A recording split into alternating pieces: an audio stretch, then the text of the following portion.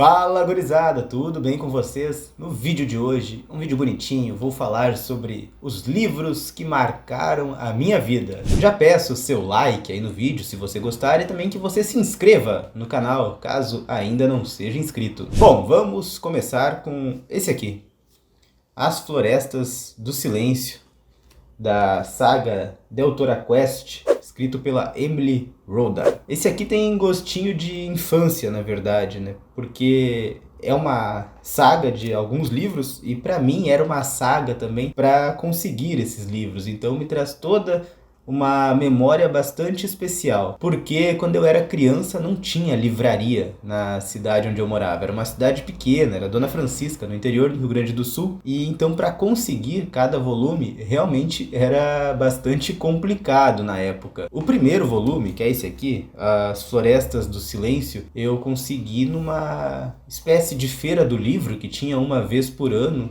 na cidade, que na verdade era um caminhão do livro, que na época das festividades de aniversário do município sempre tinha, então, esse caminhão do livro.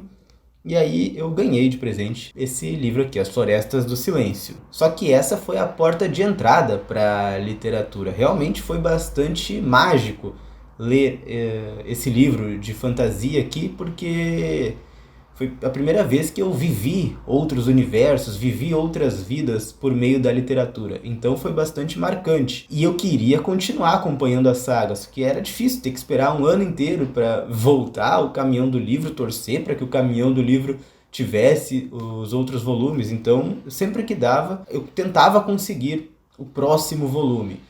Por exemplo, a minha mãe fazia faculdade em Santa Maria, que é a cidade que eu moro hoje. Então, de vez em quando, eu conseguia que ela trouxesse um exemplar novo, então, da saga Deltora Quest. Teve outro que eu consegui numa excursão que a escola fez para Santa Maria também. A gente fazia excursão para visitar Santa Maria, tinha excursão para ir no McDonald's, eu lembro que teve essa, para ir no cinema também, então era um programa que a gente fazia às vezes. E aí numa dessas eu consegui dar uma escapadinha e ir na livraria e comprar mais um volume dessa saga. Outra coisa que me marca bastante, que está bem vivo na memória, é que não só eu lia, como meu pai também estava acompanhando essa saga. Ele também pegava e lia esses livros cada vez que a gente conseguia um novo. Então foi uma história que me acompanhou aí no intervalo de alguns anos, porque não era tão rápido assim para conseguir avançar ao próximo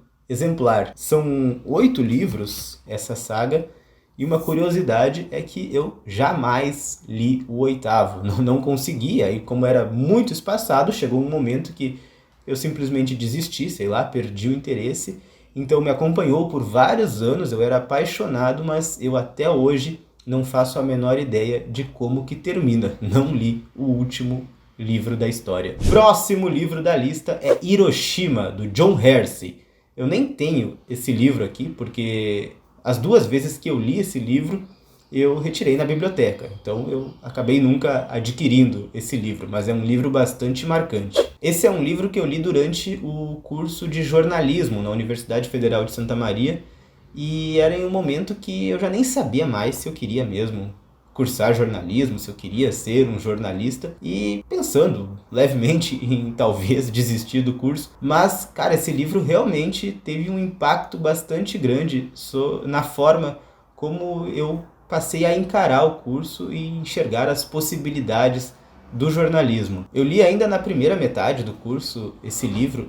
Para quem não sabe, é um jornalista que vai a Hiroshima e humaniza as histórias das vítimas da bomba atômica. Então ele dá rosto, dá nome, são pessoas de carne e osso mesmo, são 6 histórias, se não me engano, não lembro direito, detalhadas, de seres humanos que sofreram as consequências da guerra. E essa abordagem humanizada não só me marcou, como me influenciou bastante. E desde essa época eu já sabia o que eu queria fazer como trabalho de conclusão de curso, porque eu tinha um programa de rádio lá em Dona Francisca, em que eu entrevistava várias pessoas da cidade.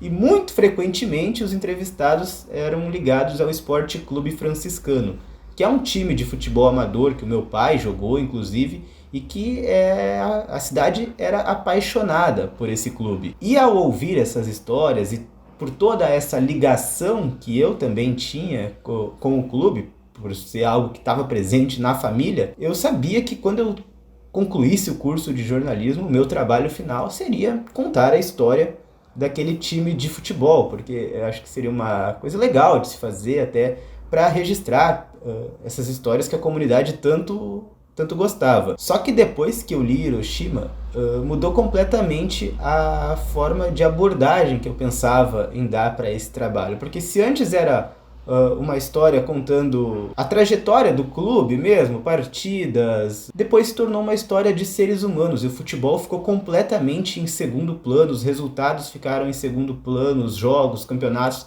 nada disso era o mais importante. Eu foquei em histórias de vidas das pessoas, e muito influenciado por Hiroshima. Então, em vez de ser uma história de futebol, era uma história de seres humanos, mas que tinham o futebol como pano de fundo de suas vidas. Então acho que me marcou demais esse livro, não só por ser algo que eu realmente gostei muito, mas por ser algo que realmente mudou alguma coisa dentro de mim e teve uma certa influência na forma como eu segui o curso. Próximo livro marcante da vida é 100 Anos de Solidão. Esse aqui não tem como, né? Isso aqui é genial, Gabriel Garcia Marques. E foi a primeira vez, eu acho, que eu encarei a literatura como arte. Foi realmente uma grande virada na minha vida de leitor. Enquanto eu li isso aqui, eu ficava maluco com a capacidade do Gabo de encaixar exatamente a próxima palavra que deve vir na sequência para transformar aquilo numa verdadeira obra de arte. Então isso aqui para mim foi absurdamente impactante. Eu tenho marcado muito fortemente a sensação que eu tive, eu jamais esqueci disso, de estar terminando esse livro, de virar as últimas páginas completamente dentro da história, desse fim destruidor que é 100 Anos de Solidão. Eu estava me destruindo junto com a escrita do Gabo. Foi algo absurdamente imersivo que eu acho que eu nunca senti em nenhum outro livro. Sério, a sensação era muito forte, escorria um choro sincero que eu não conseguia parar. Então foi um dos livros mais marcantes de toda a minha vida, de verdade. 100 Anos de Solidão, Gabriel Garcia Marques. Próximo livro da lista, e último livro, vou fazer uma lista curtinha, até para não forçar, colocar só livros que realmente marcaram de verdade em algum momento da minha vida.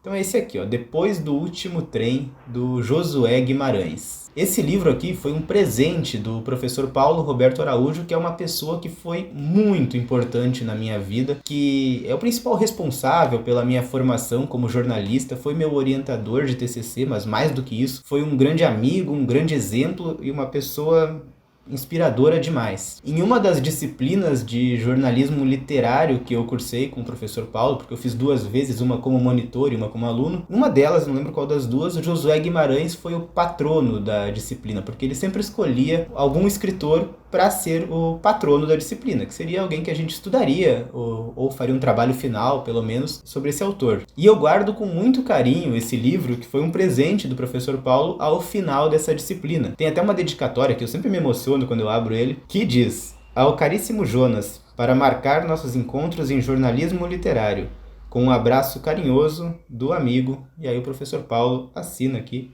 em 14 de agosto de 2015. O professor Paulo faleceu basicamente 1 ano depois que eu me formei, e cada vez que eu pego esse livro é como se ele tivesse presente comigo de novo, e aí voltam todas aquelas memórias. Então, para mim, é um livro que eu sempre vou guardar de uma forma muito especial. Sem falar na história do livro, que é sensacional. Um dia eu faço um vídeo só sobre Depois do Último Trem, que também é um livro que me traz muita nostalgia, me lembra um pouco de Dona Francisca, que é a minha cidade natal, e fez com que o Josué Guimarães se tornasse um dos meus autores favoritos da vida. E uma curiosidade é que alguns anos depois, quando eu estava me formando em História, aí outra pessoa altamente inspiradora, que foi meu outro orientador, o professor Márcio Tasqueto, quando eu fui fazer o meu TCC, do nada, assim, eu levei algumas ideias para ele, e baseado naquelas ideias, ele sugeriu: por que tu não faz algo sobre o Josué Guimarães?